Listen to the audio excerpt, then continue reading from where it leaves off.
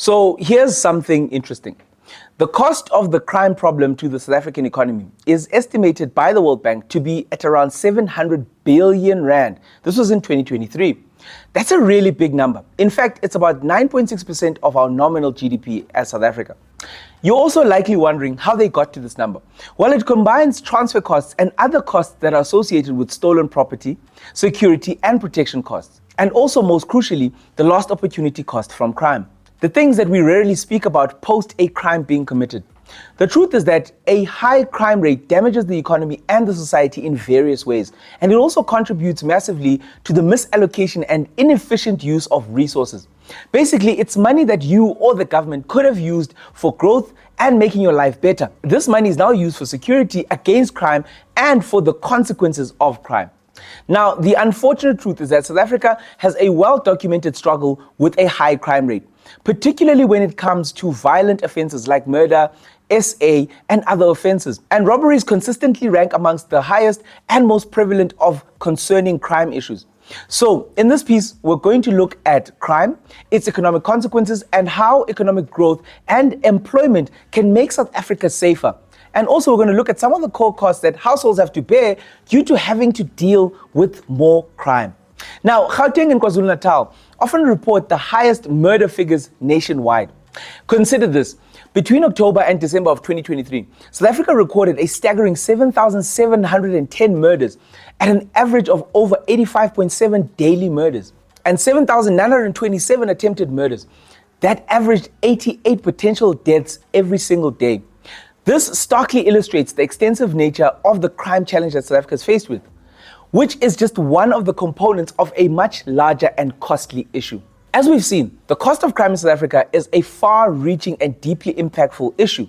It's not just about the immediate losses experienced by victims. It's a significant drain on our economy that diverts crucial resources away from development and other social upliftment issues.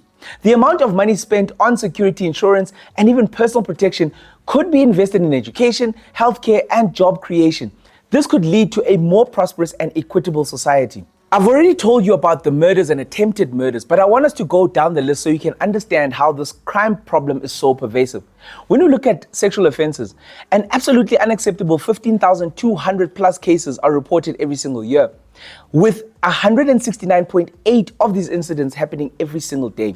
When it comes to robberies, this is a very pervasive threat, with 40,300 plus incidents being reported, translating into 448 robberies per day. This includes 6,360 robberies at people's homes. That's 70.7 families that are violated every single day.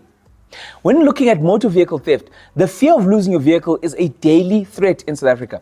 We saw 5,973 carjackings, averaging 66.4 of those incidents every single day. Common assault, the sheer volume of these is deeply troubling. We're looking at 52,900 plus common assaults, 588 per day, and 53,000 assaults with intent to do grievous bodily harm, 594 per day. These statistics represent immense human suffering and loss in our country. But beyond the immediate impact on the victims, there's a colossal economic burden that crime places on our nation going forward, past these events. Actually, let us know in the comments how much money any of these crimes have cost you after the fact. From the actual loss to the post-crime recovery to post-payments while possibly even not being in possession of those items. There is a school of thought that says that economic growth can help reduce crime, and I think it's important that we explore these core principles and see if we agree or not that these solutions can start to help South Africa in reducing its crime problem. The first thing we need to look at is creating more job opportunities. A growing economy creates more business and industries, leading to a higher demand for labor. This results in more job opportunities for people across different skill levels. When people have stable employment, they have a legitimate way to earn income and support themselves as well as their families. This reduces the need to resort to illegal activities like theft or robbery for financial survival.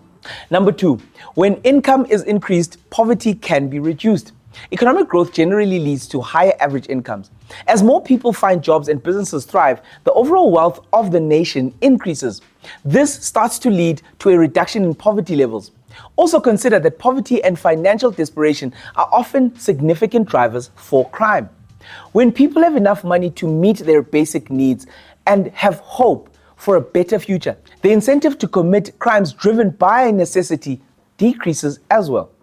And then thirdly, greater social stability. A strong economy often contributes to a greater social stability. When people are employed and have a sense of economic security and purpose, this can lead to stronger communities and reduced social unrest. High unemployment and poverty can breed frustration and resentment within our communities, which can manifest into criminal behavior. Economic growth can foster a more positive and stable social environment, thus making crime less likely. But even though we currently don't have the economic growth to reverse a lot of the crime stats this very instant, South Africa can use economic growth as a way to sort out a lot of our ills. Do you agree or disagree with this train of thought? Give us your views in the comments. Let's actually discuss this. For a more well-rounded understanding of this topic, we need to take a closer look at some of these tangible costs that affect South Africans who are shelling out a lot more money just to start to feel safe and secure. For the average household, basic security measures like alarm systems and even armed security response, this can range from 300 Rand to 800 Rand per month. But for those seeking more comprehensive protection, customized packages with private security companies can escalate dramatically, reaching anywhere from 10,000 Rand to 30,000 Rand every single month. That's a lot of money for middle-class families to have to shell out. For instance, installing a basic alarm system can cost between 3,000 to 5,000 Rand, with an additional 1,500 Rand to 2,500 Rand for installation, and then on top of that, add 350 Rand in monthly service fees. Some companies even offer a pay-per-response option of 75 Rand per incident. It's no wonder then that South Africa boasts a massive security industry with an estimated annual turnover of 112 billion Rand or $6 billion US. They even employ 300,000 plus registered security officers. This multi-billion Rand industry exists largely due to the pervasive threat of crime in our country. Now, approximately 11% of South Africa's households utilize private security services. This means that around 1 in 10 homes in the country pay for this private security, often due to a lack of trust in the police force. The private security industry has experienced significant growth in this country in recent times, with the number of businesses increasing by 43% and the number of registered security officers growing by 44% in the last decade. Another significant financial burden for South African households is the cost of insurance, ensuring that if something happens to your goods, you're able to get them back. In 2023, insurance represented 9.3% of the average household's total expenditure, with the average annual consumption expenditure being around 143,000 Rand plus. This translates to an average of 13,000 Rand spent on insurance services per household every single month. For households with a median annual expenditure of 82,000 Rand, this percentage represents an even larger portion of their budget. Higher crime rates directly lead to higher insurance premiums across the board. This is the reality. Then there's mental health presenteeism. For context, presenteeism refers to the lost productivity when employees are not really fully functional in the workplace. This could be due to crime and other things, but we're looking at just crime. And absenteeism is where the employee is actually absent from work altogether. These both have a notable impact on the economy, and these costs demonstrate a loss to businesses from crime. Now, presenteeism has been estimated to cost South Africa around 235 billion Rand every single year, or around 96,000 Rand per employee annually. Absenteeism pales in comparison at the cost of 33 billion Rand per year. This shows that people who are suffering from crime and other issues that are mental, they affect productivity as a whole for the entire country.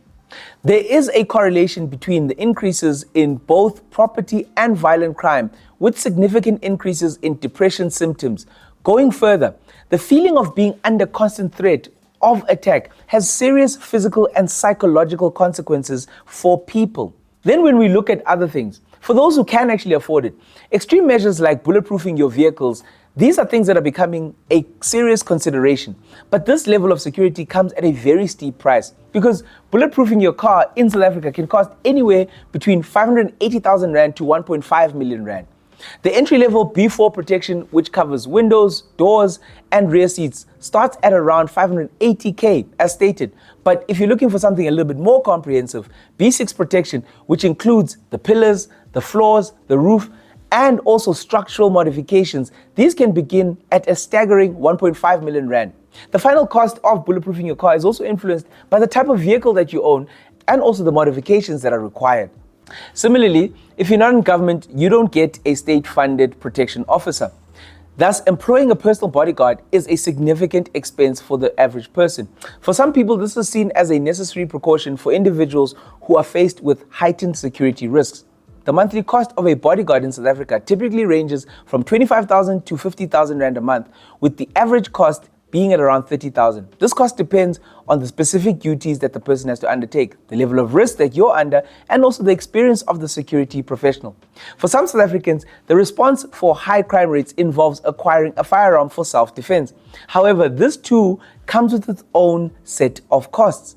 The price of a legal firearm in South Africa, likely a handgun, can range from 8,000 Rand all the way to 15,000 Rand just on average. Obviously, this depends on the type of firearm that you're looking for. As of 2021, there were over 2.7 million licensed gun owners in the country, representing about 8% of the adult population. Furthermore, the number of gun license applications has quadrupled in the last decade, indicating that there is a growing desire for personal protection in the country. As we've covered in this piece, the cost of crime in South Africa is far-reaching and it's also deeply impactful. It's not just about the immediate losses experienced by victims. It's a significant drain on our economy. It diverts crucial resources away from the development and the social upliftment of our country. Addressing the root causes of crime and strengthening our law enforcement and even our justice system is not just a social imperative. It's a fundamental economic necessity. Creating a safer environment will ultimately unlock our nation's true potential, and also it'll improve the quality of life for our citizens. What are your thoughts on the cost of crime, the economic cost of crime in South Africa? Have you or a family member experienced any of these financial burdens from crime post the crime taking place? Share your experiences in the comments below and let's start to talk about it. Thank you for watching this video up until this point. We hope that it was as interesting for you to watch as it was for us to make. Maybe check out one of these other videos and hopefully they'll be just as interesting as this one. Cheers.